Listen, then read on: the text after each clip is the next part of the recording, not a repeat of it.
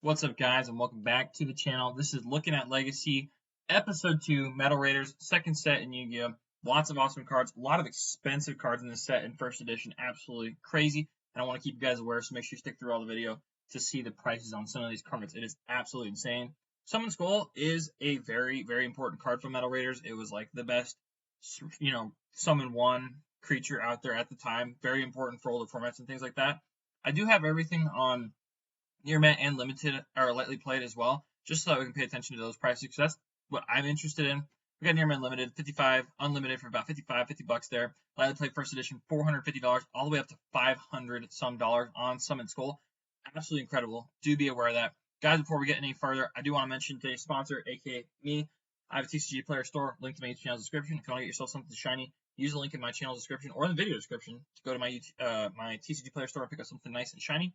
And if you are a seller, check out the link down below to the Google Drive that has this packet on here. If you sell on TCGplayer, I'd love to help you sell your cards easier and more efficiently. So reach out to me using the email in the consulting link there. Mirrorforce, iconic card in the show. Very cool. Loved by many people.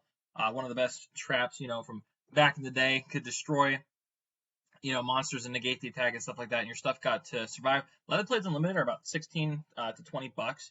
You do have some ghost listings. Do be aware for that. Lightly played unlimited gets very expensive real quickly. No first edition listings on the first page here.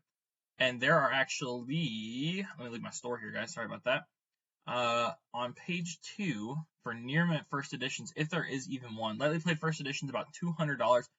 There are no near mint first edition listings for Mirrorforce. So do be aware of that. If you have any near mint first edition Mirrorforces, you have the monopoly on them and can list them for whatever you so choose, which is absolutely insane. Gate Guardian, not necessarily as important, but it is the secret rare out of the set that all the people love to use to pull stuff like that. It is pretty iconic in the show as well. Near mint first edition, not on this page, probably on page 4. I'll probably have to leave. Nope, I didn't have to leave my store this time. Near mint first edition, $350, which is not bad whatsoever. After that, though, lightly playeds are about $500, and there are no more near mint first edition listings besides that. So do be aware of that for Gate Guardian. Absolutely crazy. One near mint first edition listing. Let's check page 3 real quick just to make sure.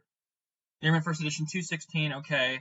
Couple ghost listings. Be careful about these. This person literally had no sale and they want $200 for the card. So be careful of that, guys. Do be wary out there as you're trying to purchase this. I'm mainly looking at these legacy sets and the cards inside of them just because of the amount of investors that are coming into Yu-Gi-Oh right now, as well as the collectors that are kind of waking up, wanting to get their hands on some of these cards that they used to own and things like that. And so I just want to keep us all aware of what's going on with these cards. Timewizard actually is one of my favorite cards. Joey's one of my favorite characters too from the original show. Time Magic, Thousand Dragons, stuff like that, and all those awesome cards used with the Timewizard. Lightly played first edition, $188. Near mint first edition Portuguese, $300. Lightly played first edition Portuguese as well, $400. See here, true near mint first edition. This is a messed up one. Near mint first edition. Gosh, there might only be like one legitimate listing. That's about $900 for a near mint first edition Timewizard. Absolutely incredible. I wish I would have looked back a couple months ago to see what they were. Thousand Dragon, pretty iconic card. Probably a lot of collectors who enjoyed the show and stuff like that would be interested in this. Not a very powerful card, obviously. 2400 vanilla, fusion monster, not very impressive. A lot of the first editions for these are under $100, which is not terrible whatsoever. They do get up past that very quickly, though, once you get rid of those like 6 listings there. And there are no near mint first edition listings for this.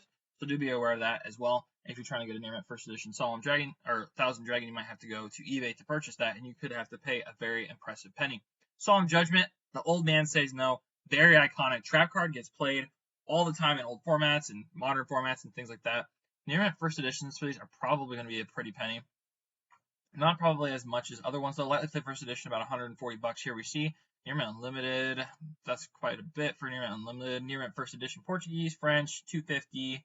About $300 for near mint first edition Solemn Judgment, aka the old man says no. Very, very cool. Very, very cool. Next set we'll be looking at should be Magic Ruler / Spell Ruler. We'll probably take a look at both of them, just because although Spell Ruler is only printed unlimited, it does have some expensive cards in it. Near mint first edition for Beast Skull Dragon, which is actually a favorite card of myself. Just the artwork is absolutely insane. Very cool card art there. Definitely a good collector's piece.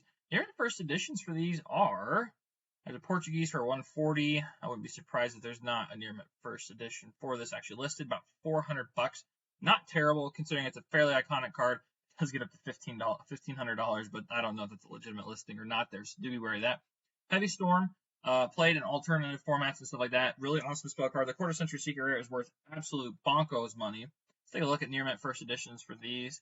Probably quite a bit, given that the Quarter Century Seeker is quite expensive. Near mint first edition, 125 is not bad. It is just a super rare, but an iconic and very powerful card. If it completely comes off the ban list and stuff like that in the future, will probably be a lot more expensive for the near mint first edition Heavy Storm, so do be aware of that. Barrel Dragon, not really played or anything like that. Not probably the most popular collector's card from Metal Raiders. A cool card. There is a Lost Art promotion with the True Art, which is actual gun barrels and stuff like that. Do be aware of that. But near mint first editions for these, $149. Well, it's a ghost listing, so about $180 up to about $200 very quickly for the Barrel Dragon. I do have a couple commons in here as well that we're going to take a look at, because you got to watch out for commons from older sets. They get kind of expensive really quickly. Change of Heart, Bakura's card, very cool. Near mint first editions for these probably aren't that much. It's had a lot of reprints and stuff like that, and there are other iconic printings of this, something like Champions Pack and stuff like that. Let's say first edition about $100 there. Near mint first edition $164. Not terrible for an ultra rare from Metals Raiders here. Kuriboh, iconic Yu-Gi card here. Definitely a historic one. Is just a super rare, so probably not going to be nearly as much as other cards here. Lightly played first editions are about $54 up to $80, and quickly up to $100. Near mint first editions about $122. Which is not terrible. Seven Tools Lost Bandit, iconic older format card, great trap card. Highly recommend if you're playing an older format and stuff like that. Near mint first edition for these are not on the first page. I wouldn't trust that first listing there from Brimstone Games. Near mint first edition, $100, not terrible. And about, gosh, there's only one near mint first edition that would maybe be safe to buy here on the market. It's up to $700. Absolutely crazy.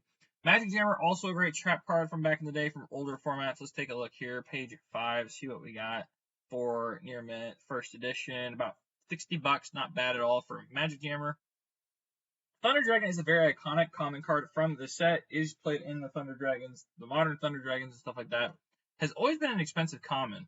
Let's take a look here at near mint first edition Thunder Dragons. I wouldn't be surprised if this is upwards of $15 to $20 actually. So let's take a look. Not on page 2.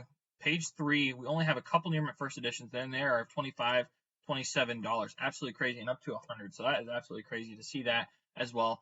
Do pay attention to your old commons. If they are near mint first edition from Legend of Blazing Dragon or from Metal Raiders and Magic Rulers, stuff like that, they're probably worth just a little bit. So do hold on to those, and let's see what happens together. Thank you for watching. Please consider subscribing. Leave any comments you have or questions in the comment section below, and we'll see you guys in the next Market Watch video.